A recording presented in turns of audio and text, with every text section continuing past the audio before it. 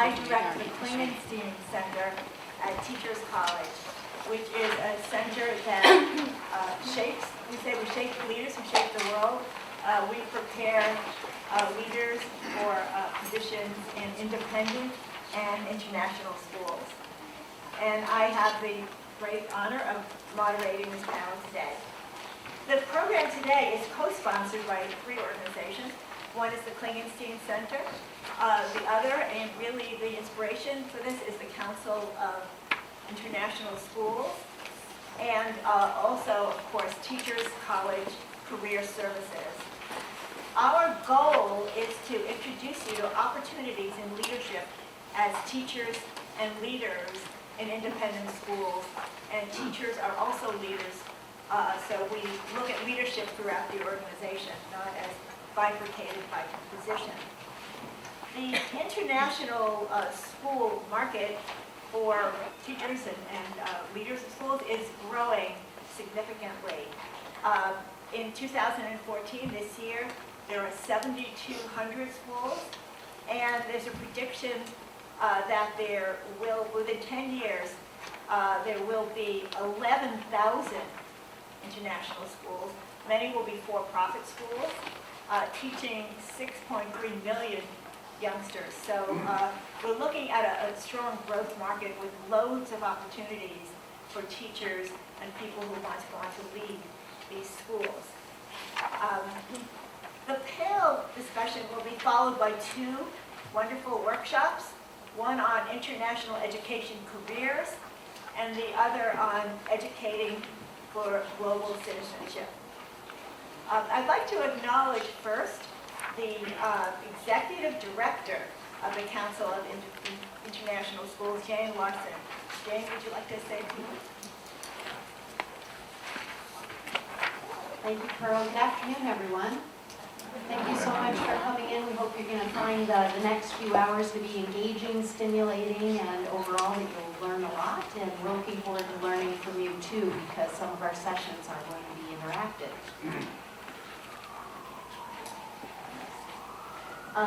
As Pearl said, I'm the Executive Director of the Council of International Schools. We're a membership association for schools of all types that value a high-quality education in an international context.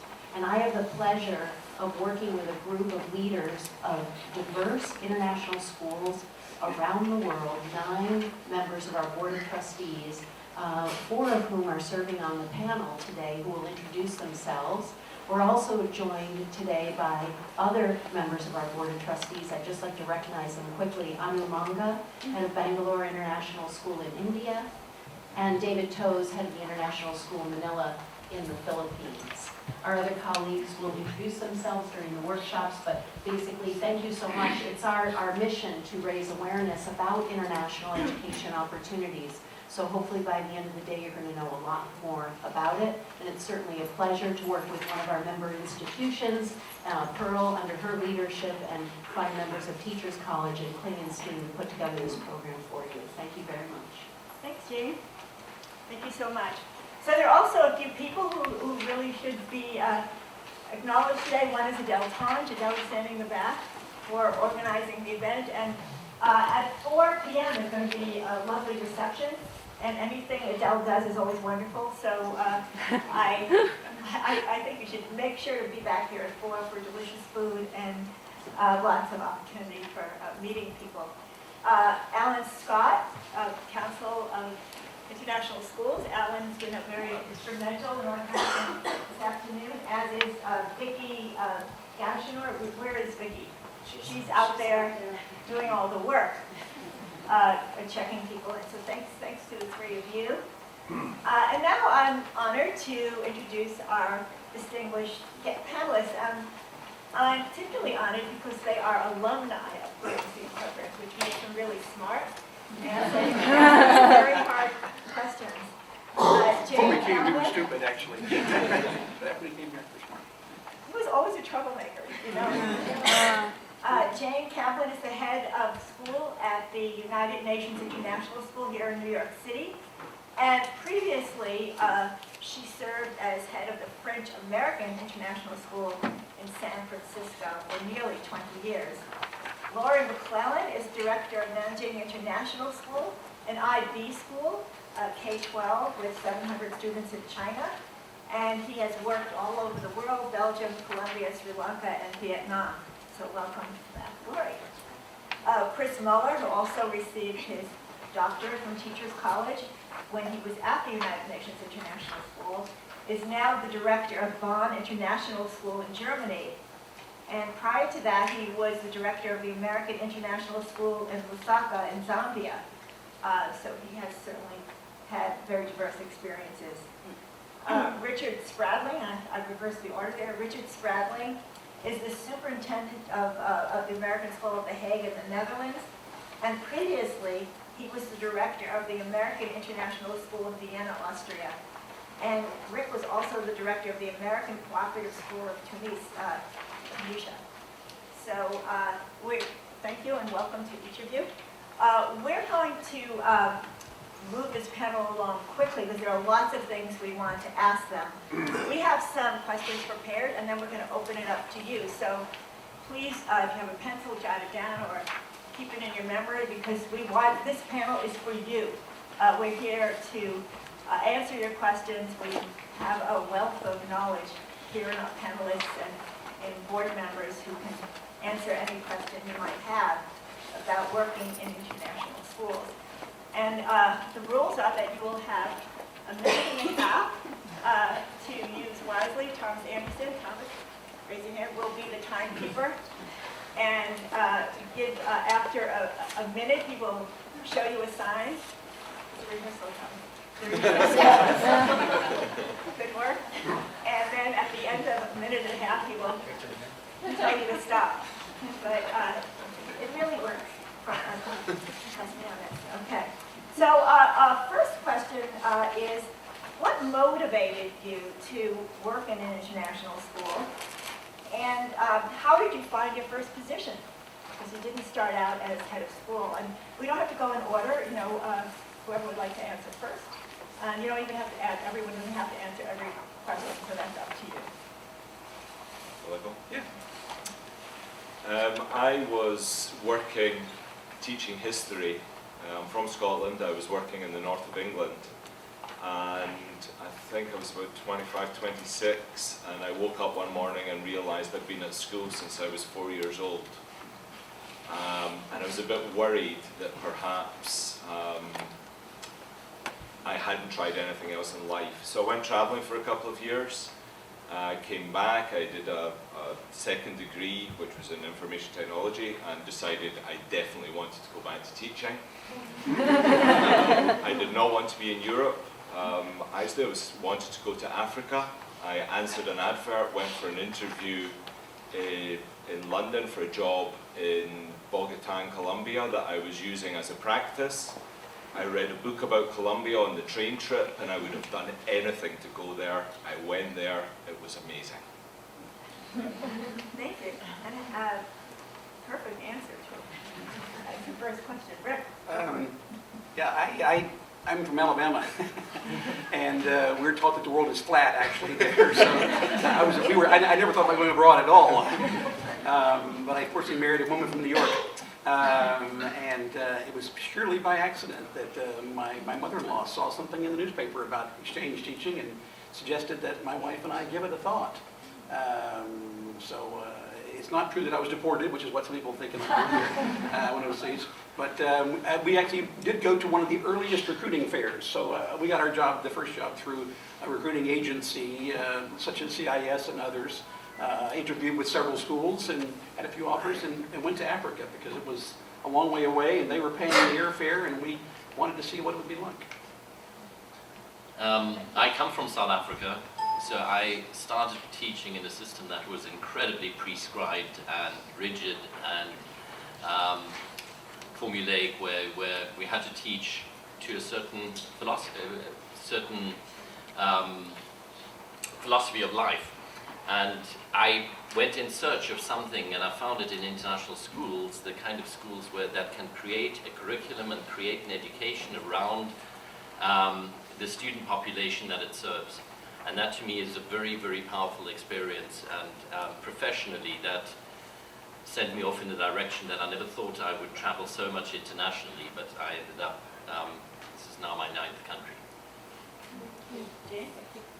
I grew up in London, England, and as my family was both English and French, I spent much of my childhood between Paris and London in what I would describe as very monolingual, if separately bicultural environments, which made me, I think, a victim of monolingual education twice.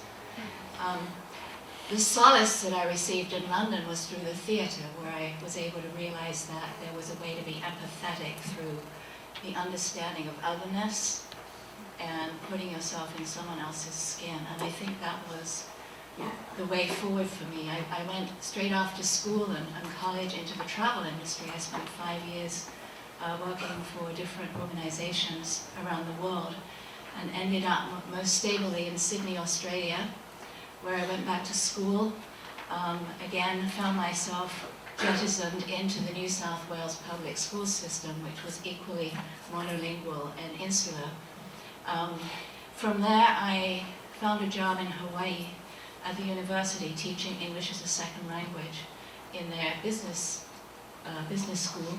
I have 30 seconds to tell you that then I was looking for a house in San Francisco, and the person who owned it was on the board of the French-American International School and said, when she looked at my CV, "I've got a job for you." So the job found me. Thank you so much.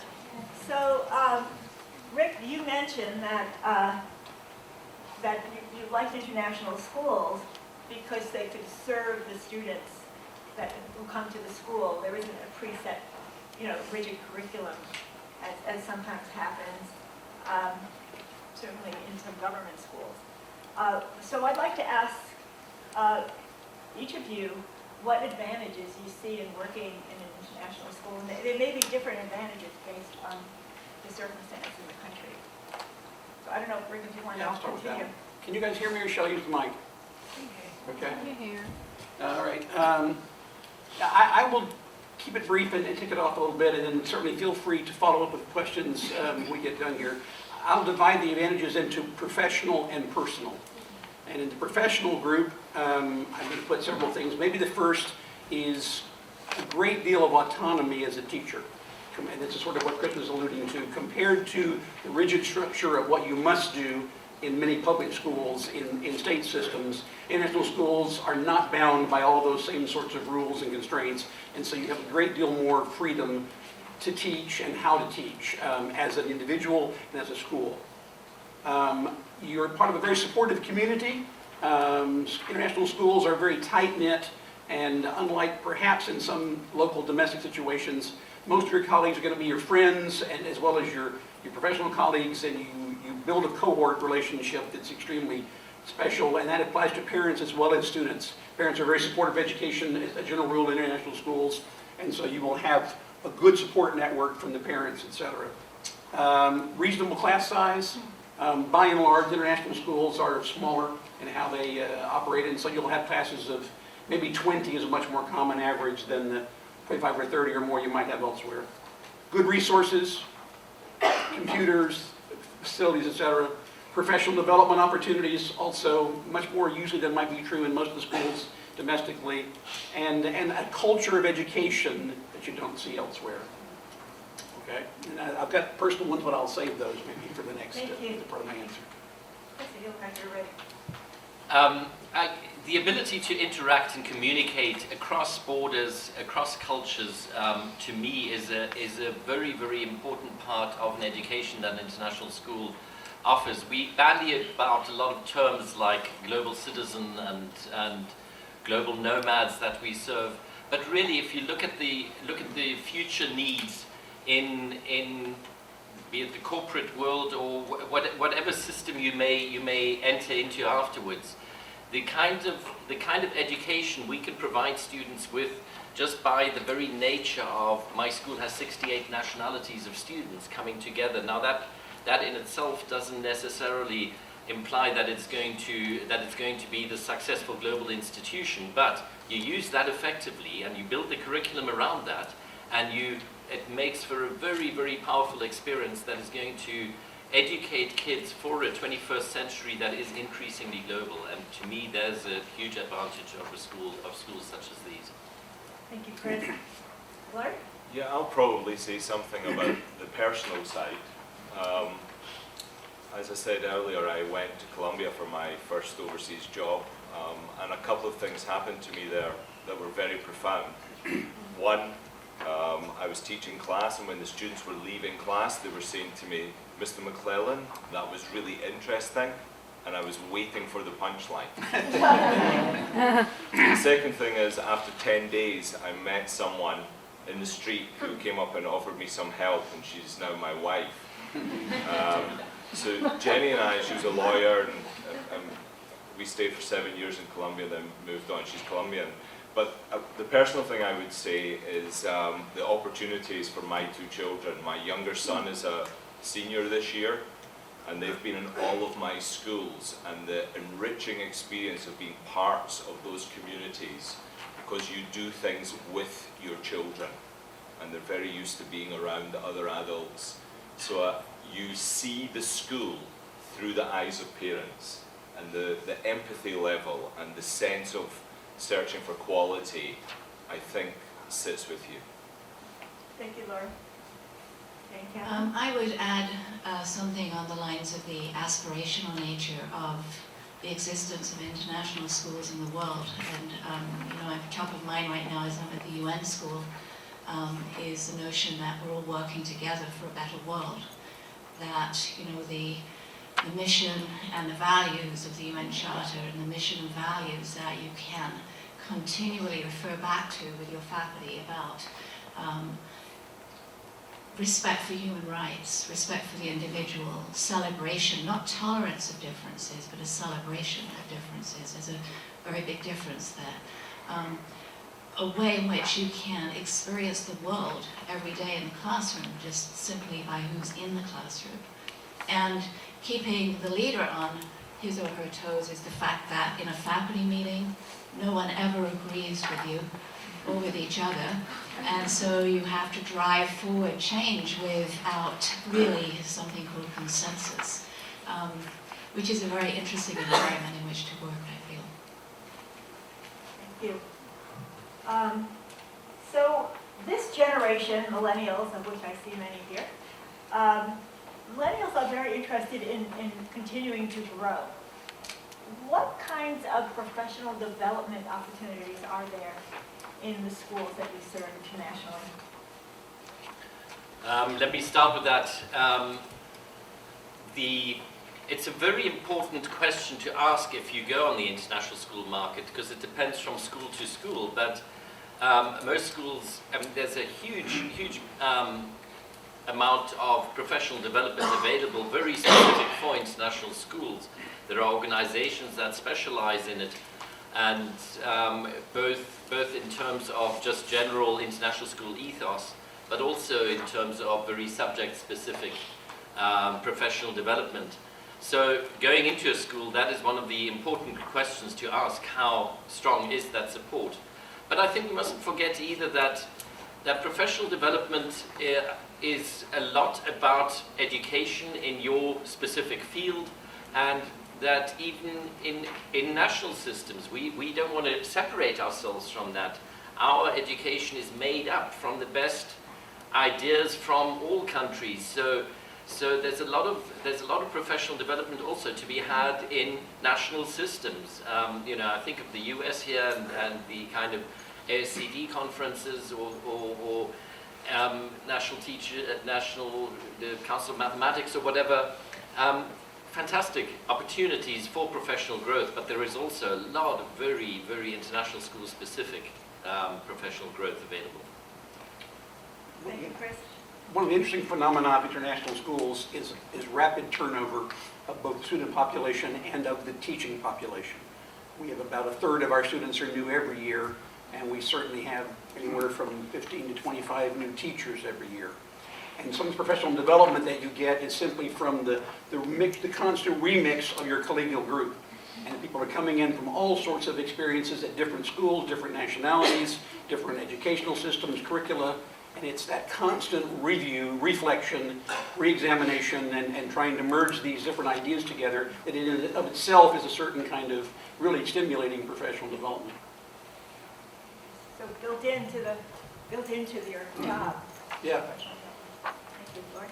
Yeah, it's a competitive job market to come into international schools. So we are always looking for teachers who want to demand things of themselves, that they want to grow. So I can tell you the teachers I hired last year, their age range would go from, I guess, late 20s to late 50s.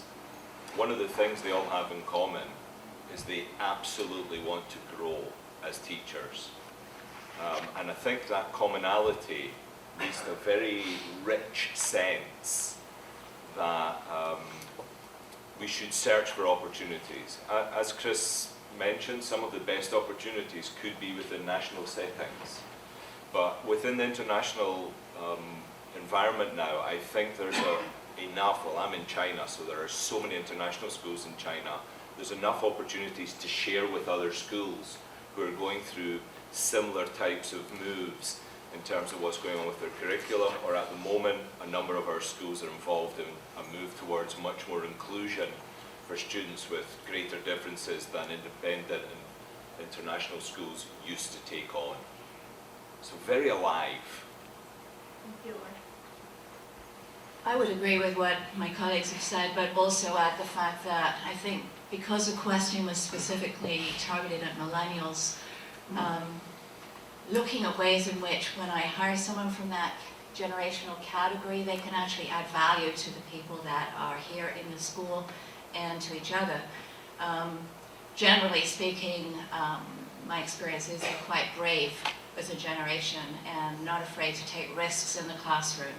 And so I would encourage in my environments, peer-to-peer observations, collaborations, and partnerships with beyond the school institutions, such as institutions of technology and industry outside of the school, so that the bridges are built between the silo of educational institutions and actually what's happening in the world to the benefit of the students. To elaborate on Lori's answer just a moment too, we do a lot of teacher recruitment around the world, but I am struck by, in the last many years, that the number one question I get from most candidates is not about the salary and benefits, it's about the professional development opportunities school will offer. The thing that we have to make sure we're offering to be competitive to candidates is, are we offering professional development? I think it says a lot about the candidates that they ask that question, and it's an important factor for us that we actually can provide a lot of that. Well, thank you for adding that, Rick. I think it's important. So, given the high mobility rate of both teachers and leaders, what is it like to be a teacher or a leader in those schools in terms of the collegial community? Is there one, given that rapid turnover? Well, Laurie, sure. ready? Yeah. We re-looked our school. Our school is a young school. It's only 22 years old. So on our 20th anniversary, we were re-looking our mission, and we went down to basic things about the school. And we were very surprised about what we found, because we have few families. In our graduating class, we have graduating classes of about 45 students. We'll maybe have one student that had been in the school since kindergarten. And therefore their families haven't been involved in the school. And there will be maybe 10, 15 teachers of our entire faculty that have been in the school for more than 6 or 7 years. It was amazing what we found because we did research with families that had left the school, alums, all that sort of stuff. The common core, the word that came up more than anything else, this is from the students, from parents and ex-teachers and the people in the school, was community. That for them is what singled out the school as having a different experience. And usually people that go overseas have got a little bit extra about themselves in terms of taking risks. And I think they're prepared to give as well as take. and they really make friendships. The friendships my children have with people that they were in swim tournaments with when they were in primary school, and they're on Facebook with them in some other part of the world, very strong. Just before the stop sign. It is a phenomenon of international schools that, depending on the more perceived hardship nature of the location, often the tighter knit is the community in which the teachers and parents live in. So you'll go the whole range from really, I was in 3 different schools in sub-Saharan Africa, and the teachers really did everything together. They socialized together, they traveled together, they did professional things together, but they were socially very tight. You run the whole gamut up to perhaps my school now in Western Europe, where people live more like they would perhaps in the United States, and they have some friends at school, but the school is not the hub of their social life. So you will see an entire continuum depending on the, as I say, the perceived hardship or developing nature of the country. But our schools do have quite a high turnover, so you have more than normal new teachers coming in the beginning, and these are teachers who aren't just moving down the road to another school somewhere in the same city. They're moving continents often, so it is the school's responsibility to supply them with a level of settling in ideas and support. Rick's very right. In my previous school in Zambia, it was a lot about how to live, where to go shopping, things like that. I don't need to do that in Germany, but in Germany I also need to give people the opportunity to find the right apartment, to find the right furniture, and take them there and carry them around a little bit initially until they are settled in, because it is quite a cultural shift for them. Thank you. I just add that, I find a difference between a convivial community and a collegial community. The former being perhaps more indicative of social behaviors and relationships that are built, and those could be built around generational differences or local versus expat, or nationalities, or gender, or any number of things. But I found in the 2 international schools in which I've worked that the collegial working together actually transcends those differences. So you don't have to be, good friends on the outside to collaborate on the inside. And in my experience, one of the really great distinguishing factors of an international school is the ability for people to work together, however different they are, and share ideas and learn from one another. And it's very exciting when that works. Well, now let's look at the larger community. As an expat in the school, as a professional, how do the professionals relate to the host country community? Is there a host country community that interacts with them at all? Well, I think this is one of the challenges of living abroad. You have to adapt. You mustn't go somewhere and expect that this will be a replica of home. You're going there for the whole reason of wanting to assimilate and get to know a different culture. I think there are real challenges involved in that.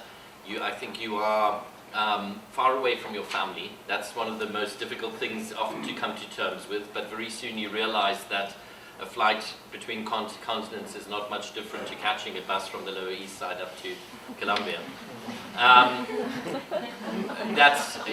That kind of challenge initially is quite hard. The other challenge is adjusting to a different culture, and you will find going to a new place that you will kind of go through a little dip after a few months and think, I really want to be home in my own culture, but soon you learn to appreciate how much a new culture has to offer you, and being able to assimilate that and buy into that is a very, very powerful life experience.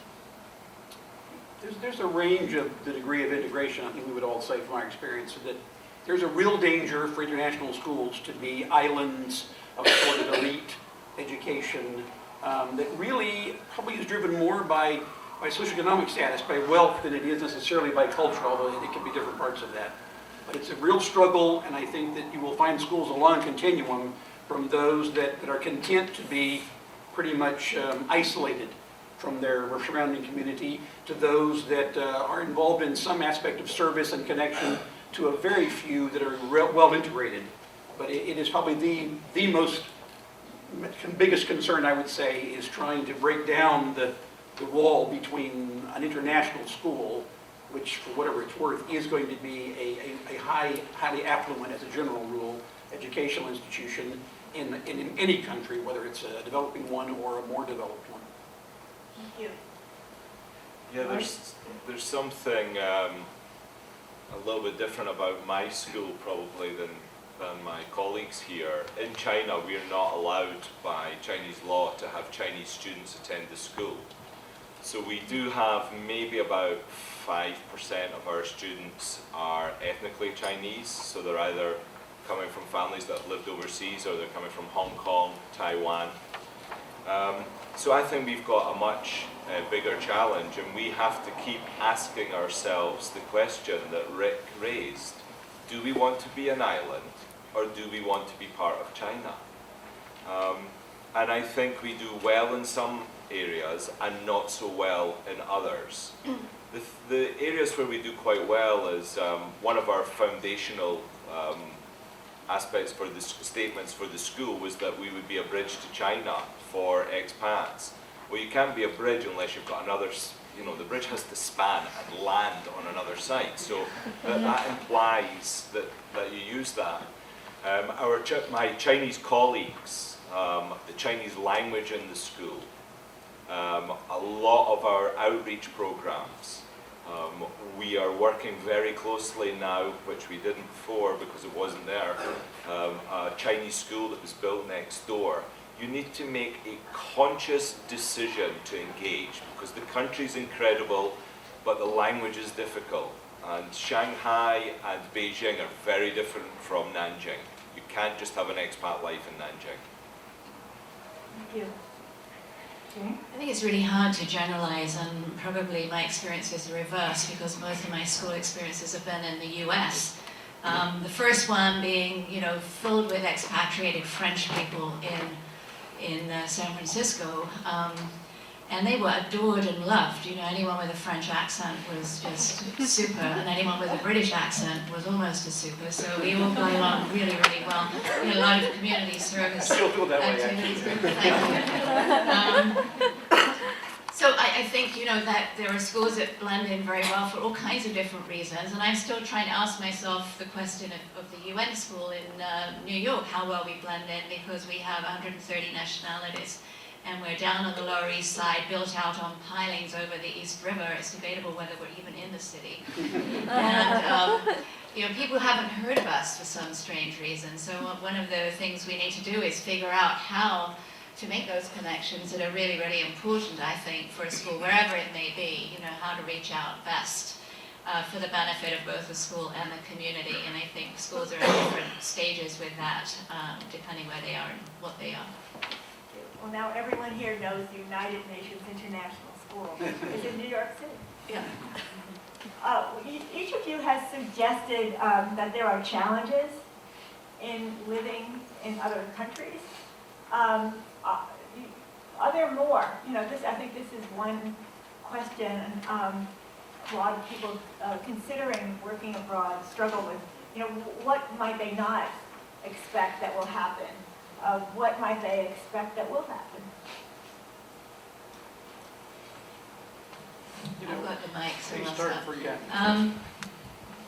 On a personal level, I think that you find yourself missing someone or something wherever it is you are.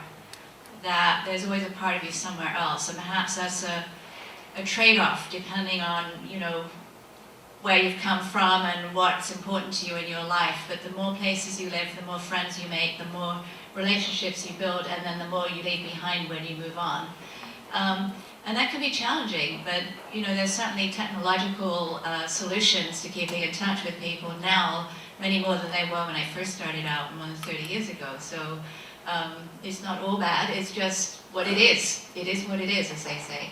But I think the benefits of having an incredible palette of different experiences and an incredible range of friendships and connections around the world is a great trade-off. Thank you, Jane. Yeah, I would, there are a lot of really obnoxious expats. So I think one of the things that I spend more time on and try and help and coach people with is not to do actually with the environment in which we're living, which I always see as such an advantage and a gift, not as an impediment to me living my life. Your life should change. Why are you going somewhere if you don't want to add or have, you know, a certain amount of dissonance and discomfort to find out who you are and what you're about? Some expats just, the good thing about them going overseas is that they know they need to be home. So I think it's that, because it raises your sensitivity to the environment you're in. When someone who you see as representing who you are, that is to say someone from your school or from your national background, is being inappropriate in some way, it could be subtle. They may be totally unaware of it. If you raise your voice when you're speaking to someone who's Chinese, who doesn't speak English, they don't automatically learn how to understand English. So that's what I find most difficult, actually. I'm going to play more on what Jane said. Family relationships and interpersonal relationships are one of those things you're going to have to deal with. But it doesn't mean, both Lori and I are examples of having raised our kids abroad as well. I was a teacher, and I had a son born in Cameroon, a daughter born in Gabon. My daughter is a preschool teacher in Los Angeles. My son's a high school teacher in Dubai. And you do have to be prepared for that. There's a long, sort of one of these expressions about raising third culture kids, or is that they don't get roots, but you give them wings instead. And you got to be prepared for the fact that my son will probably never live down the street from us, and may well marry someone from another culture. Our schools are full of I think the fascinating phenomenon of cross-cultural marriages. Lots and lots and lots of our parents are not of the same nationality, and their children themselves identify with multiple nationalities. So the good side of that is we're really building this sort of fascinating world of mixed nations and ideas, but my kids will never be as close to their grandparents as their cousins who live down the street from them. Thank you. For me, one of the challenges is the addiction of wanting to discover the next place, and after 4 or 5 years I get very restless in a place.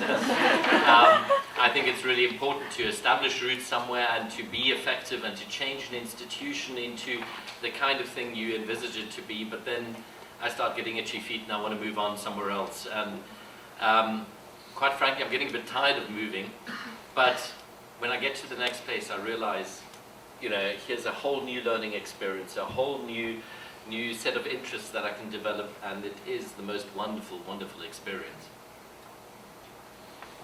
Well, thank you for that. We have 2 more questions, and then we will respond to your questions. The next one sort of gets to the nitty-gritty. Are there tax advantages to working? Yes. The answer is it depends on your nationality.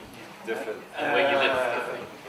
For those who are American, to give a very simple answer, for those who are U.S. citizens, there is an exclusion of a certain amount of your income from tax from living abroad. It's quite complicated, but for the most part, the salary you're going to make as a teacher, you probably will not owe U.S. income tax on that salary. It's actually set at $85,000, I think, a year, 82 or something like that now, so 92, okay, Jay told me so. So the answer is yes, there can be. But it is quite different depending on what country you live in, because in some countries you're not taxed either on your salary. My son in Dubai has no income tax. But in the Netherlands, we have quite a high income tax. So our teachers don't pay any U.S. income tax, but they do pay a fairly high tax in the Netherlands. Everybody in Germany is going to be taxed heavily. There's absolutely no way around it. It is extreme, but then salaries compensate for that to some extent. In Zambia, nobody gets taxed, so it was a very different kind of situation. But that's also something to take into account when you're looking at schools, is how much spendable cash are you going to have in the end? That's really what matters. The salary as such means very little. You really need to look closely at the tax laws of that particular country. and say, well, what's my net income going to be, and what are living expenses. Chris, where is that information available? Is it on IRS website?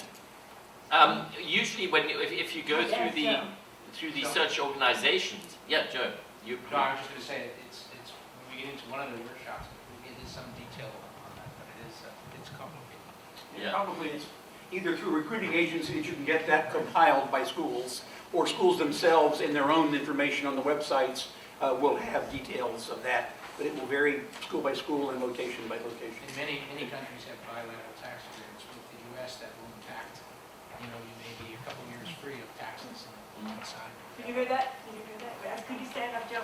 Well, I will cover it, and I think Oh, in not that everyone might hear that. No, I'm just saying that there are many countries that have bilateral tax agreements with the U.S. that affect your taxes depending on what country you're in. It may even relieve you for a couple of years of paying taxes to the country which you're working. The situation for teachers in the better schools in Asia, so where Joe used to work in Jakarta, where David works in Manila, where I work in China, is the teachers are unaware of what the tax is because the school pays the tax on their behalf, and we only deal in net figures.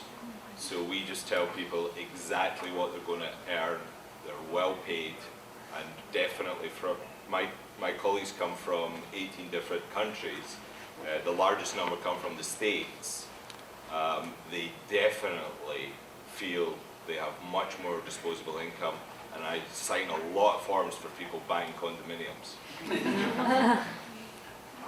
Good news. Are there things about working in an international school that we haven't asked you that what we should know? What would you like to tell us? Yeah, just a slightly cautionary note. There's a difference between being well-traveled and living in a new culture. One of the slightly off-putting things that a lot of candidates say when they're entering the international job pool is, I love traveling. There is a statement not to say, because that's not what you're going to do. You're going to go and live somewhere and work very hard. So I think that. Also, I think there's a difference between understanding what we mean by diversity and what the context of diversity might mean in an independent or public school in a country. Because we don't have a kind of touchstone that is our common idea of how we understand what diversity is.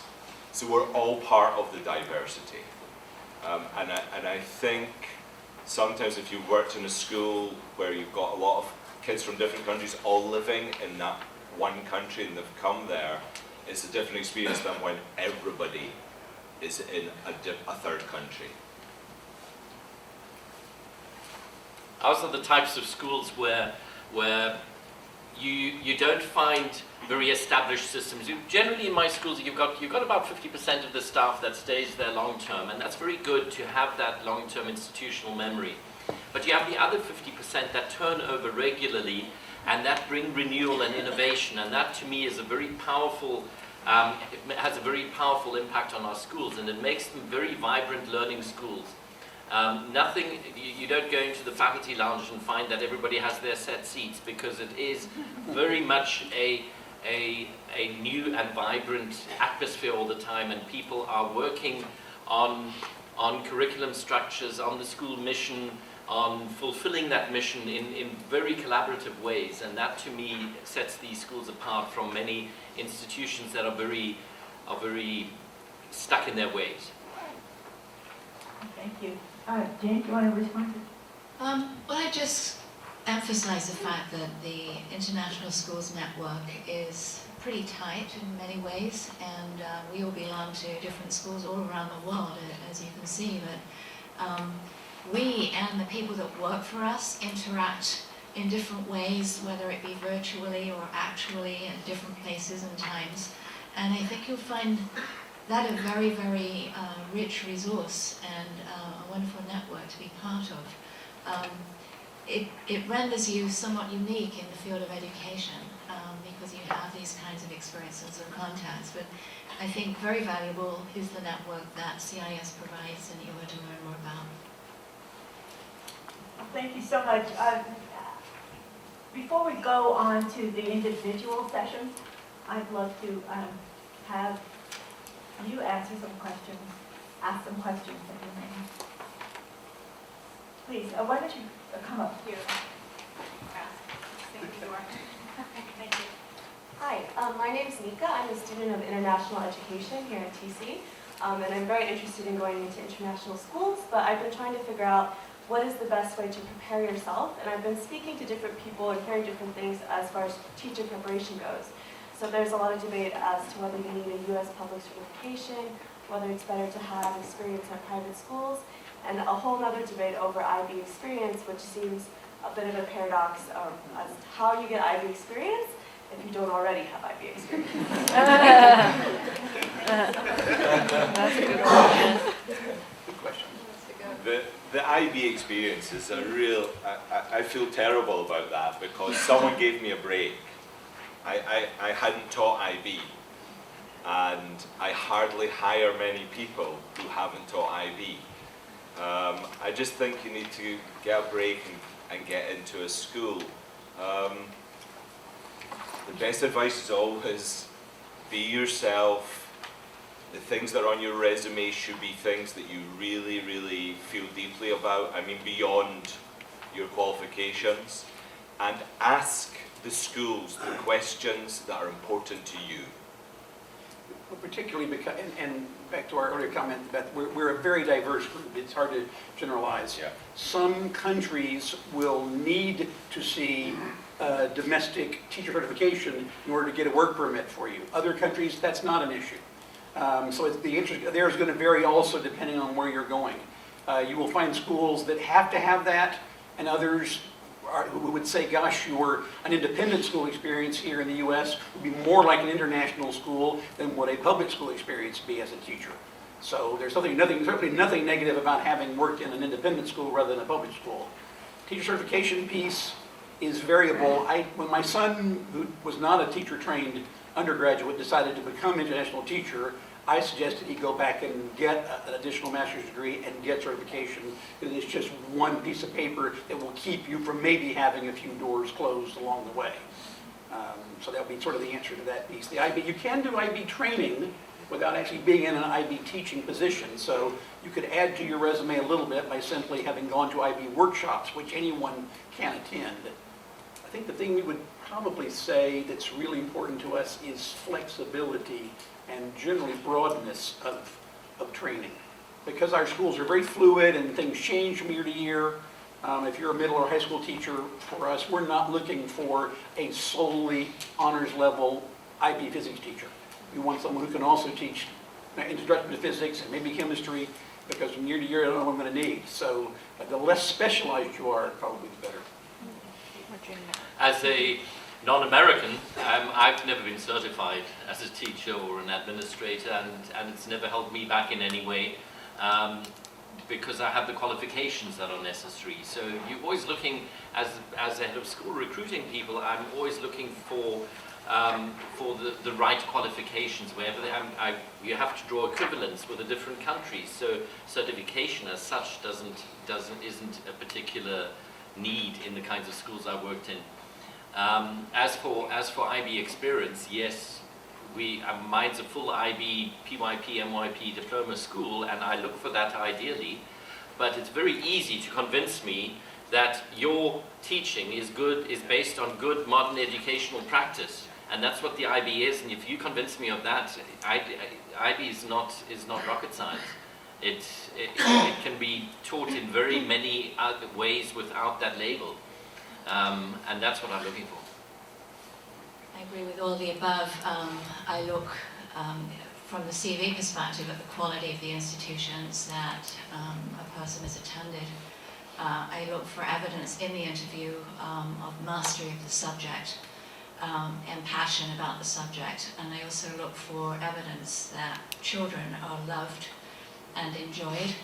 And then, of course, it goes without saying perhaps that you look for evidence of high levels of energy and intelligence, and those could be expressed in many different ways. I like to hire people who have other interests outside of their stated subject area too, because I feel that brings a richness to the community. So basically, you're looking for God on a good day, but high energy and engagement are very important. Per Pearl, if I start again, it's like basketball and I get another 90 seconds on the shot clock. It was a joke. It was as funny as his other joke. So, two more preparation things very quickly, I would say. We're interested in people who, as Lori said, have some idea of working with the differentiation and a wider range of kids with learning needs. And the second piece would be maybe those who have English as an additional language training or backgrounds, because many of our students are not native English speakers. So I didn't need the full shot clock. International schools, by their very nature, are very differentiated, and the schools have to cater for that because kids come from so many different backgrounds, and their expectations of what they get out of the teaching are so different that the schools have to, by their very nature, be very differentiated and inclusive. So just for those of you not at Teachers College and who may not have heard the term differentiation, it means accommodating your teaching to the specific needs of the students you teach. So you may present in different formats, you may spend more time with one student, you may have students work together, do peer teaching, but realizing what those needs are and meeting those needs within the classroom. So I wanted to ask if a degree from Columbia is one that would catch your eye, because all these people are spending a lot of dollars here. Yes. Absolutely. Right answer. No, I can say that since I was here, in the last 3 years, I've hired two people without IB experience, without some of the international experience we usually look for. And the reason I interviewed them is because they were graduates at TC, and I got in touch with them, and then they kind of won me over to their potential, and they're both absolutely outstanding. We do have persuasive students. Any other questions? Please, sir. Hi, my name is Liam. I'm a Peace Corps fellow. My question is it rare for international schools to hire teachers who do not speak the native language? And if they do hire, do they offer training in the language? Did you hear that question? I think that's a very, very good question, because generally it doesn't matter. You don't have the schools are all in English, and all the practice is done in English, all the processes are in English. But it's really good. To me, it's a really important thing for people to come in to get to know their host country, and the core element is learning the language. We certainly offer German language classes to all the teachers coming in, and I think it's a very important aspect, but it's absolutely not a requirement for coming there. Yeah, same answer. Thanks for that question. I see some other hands. Other questions? Please. Hi, I'm Alice. Do you want to come up here? I'll project louder. Okay, I'm thank a you. teacher. Given that you're all well-traveled, have been to different places and are taught in different institutions, what is your goal, if you have one, as an educator, or what is your mission in education? I think my answer has changed over the years, but I think I've come to be amazed at the potential for improving the world through the mixture of kids and how they interact at our schools. You know, I have certain instructional goals, but I think my goals really are larger and more global. I'm astounded at how kids get along in these environments with no thought to some of the preconceived notions we're used to. And the real simple example of that would be a student will go home from one of our schools having met a new student and tell his parents about that student, and he will most likely describe that student based on things like, well, you know, she's really good at football, or he plays the trumpet, or he's kind of a computer nerd, not he's black, or she wears a headscarf and is Islamic. Those are just not the things that define their colleagues. It is the personal attributes that they see first and foremost. Parents will often come along and say, I had no idea that my son's or daughter's little friend was X ethnic background or X religion, because it never came up in the discussion. And I think that's a hugely healthy and promising thing for us as a world society. Just a little anecdote. I can remember years ago when we were in Belgium that my wife Jenny was to pick up a friend of my son's for a play day, and she just knew the boy's name and that he had dark hair, and he was meant to be standing in a certain place, and when she found my son phoned home, he said he'll be wearing a Manchester United top. So then she met this little Japanese boy for the first time, and just had absolutely not entered his space to think about that, because that's just not how you see them. I really don't know if this is much different in international schools from other schools where we're working as teachers. I just really want to see people reach their potential, and for them to reach their potential, we have to search and find that and help them find that. I think in education we've become horribly one-dimensional, and I think all the testing we do adds to that. I'd also say, you know, when people have found their potential, they're happy about themselves, and then that sense of happiness where I work on the campus, the disposition is to smile, and the fact that the students are, and the teachers and the families are from so many different backgrounds, you would hope that that part of it makes the smile even more meaningful. I always talk about our mission as being one of creating good people as well as good scholars. I mean, the good scholars part is a given. That's why parents put students in school, perhaps. But I think the good people part is perhaps more difficult to quantify and to engender. You want people who are critical thinkers and risk takers and all the things we know on the IB profile, but you also want people who are empathetic and care about the world's difficult ethical problems. And not only care about them, but have the ability to find out for themselves what they think and stand up for it. You know, it's easy to read the paper and read other people's distilled opinions, or the internet or whatever. But actually to have the qualities and the abilities and the desire to find out the facts for yourself, find your own opinion, and go out there and make your world a better place because of what you believe in, those are the kinds of students we want to produce. Real, true people, true to their beliefs. 30 seconds is up, thank you. And I would add on to that the very specific mission of many of our schools is the idea of nurturing good people, but nurturing good people with a view to global humanity, to a global perspective on humanity. We are nurturing global leadership, and that to me is at the core of these types of schools that we're at. We have the opportunity here to show kids in their day-to-day living, but also in the kind of education we offer, an image of a world that extends way beyond their own borders. And that kind of understanding, and Laurie, you know, in the way his own kids dealt with it, all the kids at our schools are having those experiences, and they're going to step out with something a much more powerful understanding of a more global, of greater humanity. Could I just say something about global? Yeah, sorry. Just that it's very important to be yourself, to keep your mother tongue, to love your home culture, because you get all the other stuff. We are not trying to create in our schools a commonality which is sameness. It's a value added, it's an extra.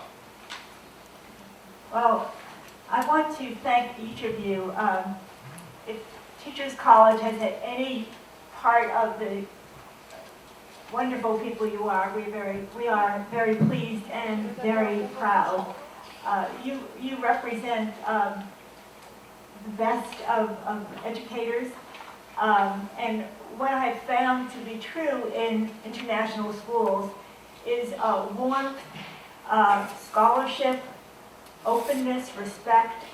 It's a wonderful, embracing community. So if you are at all considering jobs in international schools, I think you have a sample of the kinds of people and the kinds of academics who lead those schools. So I want to personally thank each of you, Jane Camlin, Lauren McClellan, Rick Spradling, and Chris Muller for your wonderful contributions this afternoon. Thank you.